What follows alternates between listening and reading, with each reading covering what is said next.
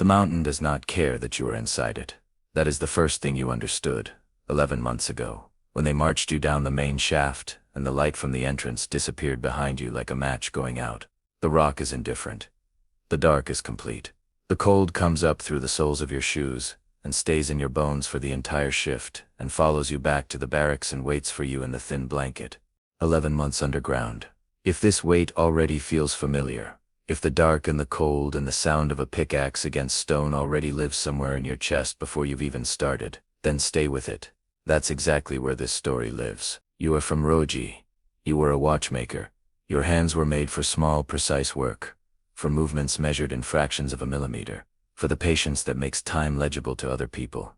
The Germans found a different use for them. Here they drag ore carts along flooded rail tracks 400 meters below the surface of the Austrian Alps, in a mine that doesn't appear on any civilian map, producing gold that flows upward through hands that get cleaner at every step until by the time it reaches Berlin it has no smell at all. You have been counting things for 11 months, because counting is the only control available to you, and control, even the illusion of it, is the difference between a man who survives and one who stops.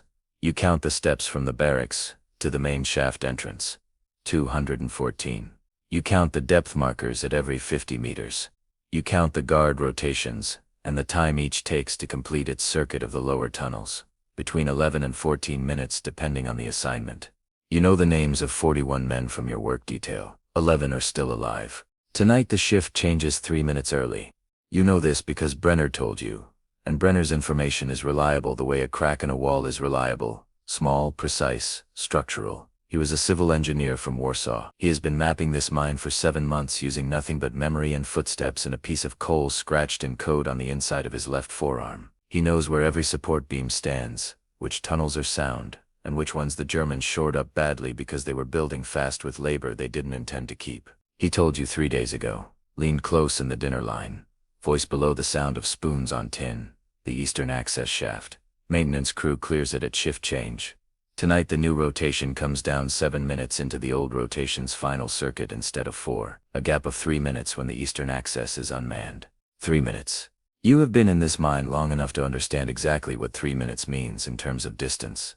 The eastern access shaft rises at 1 and 8 for approximately 200 meters before connecting to a service corridor, 60 meters long, ending at a ventilation hatch that opens onto the mountainside. You have never been through the eastern access. You know it exists because Brenner mapped it, and because 2 months ago a guard said something in the lower tunnel that he didn't know you could hear, about a rock fall in the eastern section, repairs that took 3 days. You have been planning this with Brenner for 3 days. You have not slept. You have lain in the bunk in the dark and run through every element the way you once ran through the mechanism of a complicated watch, each part in sequence, each dependency checked, where it can fail, what you do if it does. The margins are very thin. A life on thin margins either makes you precise or it makes you dead, and the two outcomes are separated by nothing except the quality of your attention. There are 3 of you, Brenner, and a young man named Thomas who was 19 when they brought him here, and is either 20 or still 19 because none of you are certain of the date anymore. He was a student. He is not good at being afraid in the controlled way that survival requires, but he is fast and quiet and follows instructions without needing them explained twice. In this situation those qualities matter more than courage. You have been in the lower tunnel since the start of the evening shift. Your work detail loads ore into carts and pushes them to the collection point near the main shaft. The work is grinding and rhythmic and your body does it without instruction now, which leaves your mind free for what it needs to do. You watch the depth marker at the junction between the main tunnel and the eastern access the way you used to watch a second hand, measuring intervals, confirming the rhythm. The guard on the eastern section tonight is a man named Schott. You know him by his boots, which are newer than the others, and squeak on the wet rock in a way that carries further than he realizes. You've tracked the squeak for 4 hours, 11 minutes for a full circuit, consistent, almost mechanical. You are a watchmaker. You understand mechanisms. At the 3rd hour, the ceiling does what it does every night. The mountain settles, a sound like a slow exhalation, deep and structural, sending grit down from the junction between 2 support beams. The other men don't look up anymore. You don't either, but you feel it in your sternum. That sub-frequency vibration. The mountain is still here. Still pressing. Still indifferent. Brenner is 2 positions ahead of you in the cart line. He doesn't look at you. He hasn't looked at you in 3 days, which is what you agreed. If someone is watching, They see two men with no connection. The signal is simple. When it's time, Brenner will drop his cart handle. The cart handles are hollow steel. They ring against the stone floor with a sound distinct from anything else in the tunnel. In the noise of picks and scraping carts and the constant groan of ventilation, it will sound like an accident. The tunnel curves between you and Brenner's position, which is why the signal is a sound and not a gesture. You wait. The cold in your feet has stopped being something you feel and has become a condition of your body. The blisters on your palms that were open wounds 4 months ago are now solid callus. Your body has adapted. That adaptation is the most neutral fact of your existence here. The body continues whether you instruct it to or not.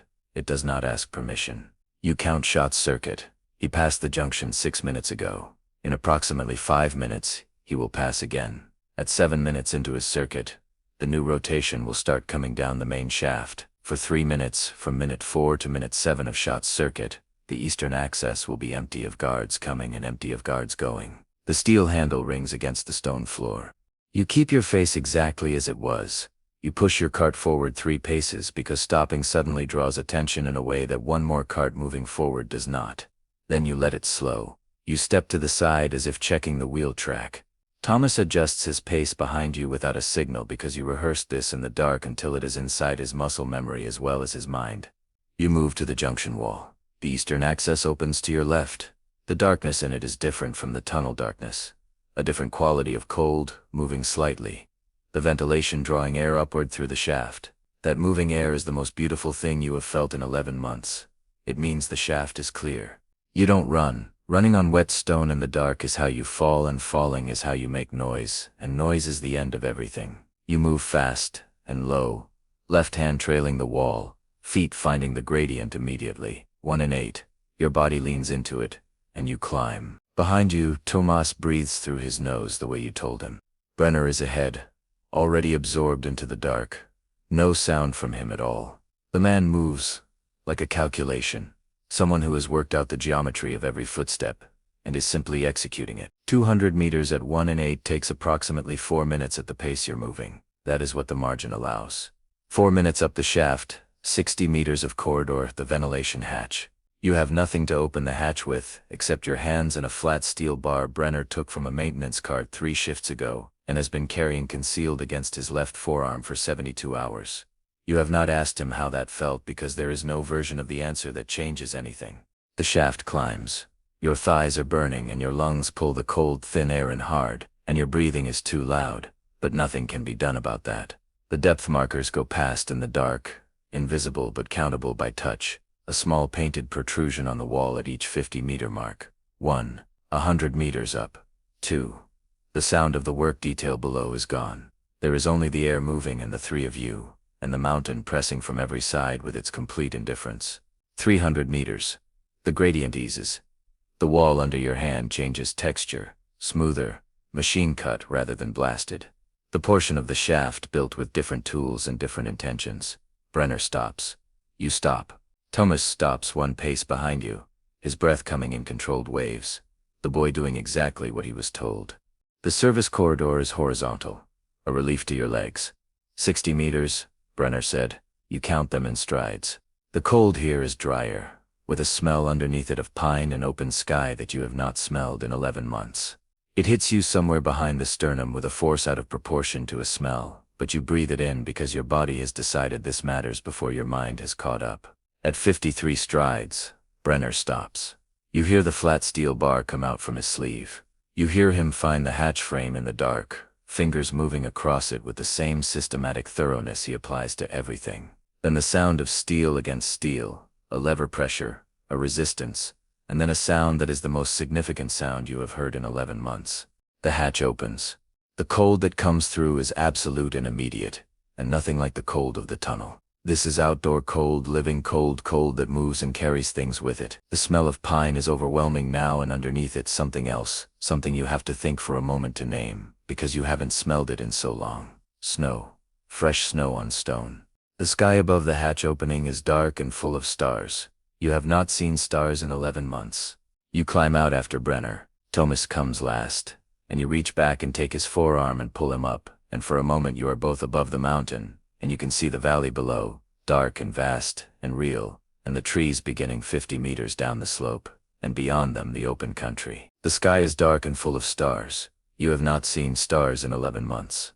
Brenner is already moving down the slope, low and fast, using the tree line as cover. You follow. Tomas beside you. The snow is shallow and your feet find frozen ground beneath. You don't look back. Where you are going requires your eyes forward. You walk for a long time. The trees take you. The mountain recedes. The dark takes you with it. In Yo you repaired watches, small precise mechanisms that measured time for other people. Time moved differently there. It had names. Monday. Afternoon. 6 o'clock. Here, crouched in a pine forest with snow on the ground, and your own breathing the only human sound in the world, time is just distance. Between the hatch and the tree line. Between the tree line and the valley. Between you and whatever comes next. You look at your hands in the dark. Watchmaker's hands. Calloused now. Cracked. The nails broken to nothing. The cold making the joints felt. They are still your hands. They still know what precision feels like. 3 minutes was what the gap was. Between one rotation and another. Between shots, boots moving away, and the new guards not yet arrived. 3 minutes is nothing in a life. It is a cup of tea going cold. It is the time it takes to wind a watch. Tonight 3 minutes was the distance between the mountain and the sky. You pull your jacket tighter. Brenner signals with his hand and you move again. Deeper into the trees, toward the valley, toward whatever kind of morning is waiting on the other side of this dark. You don't know if you'll make it. The distance is long and the cold is serious, and what is behind you has resources you don't. You know this, and you move anyway, because the alternative is cart handles and depth markers, and 11 men from 41 in a ceiling settling every night like a mountain with more patience than any of you. You move. 1 foot, and then the other. The stars are still there. You keep them overhead.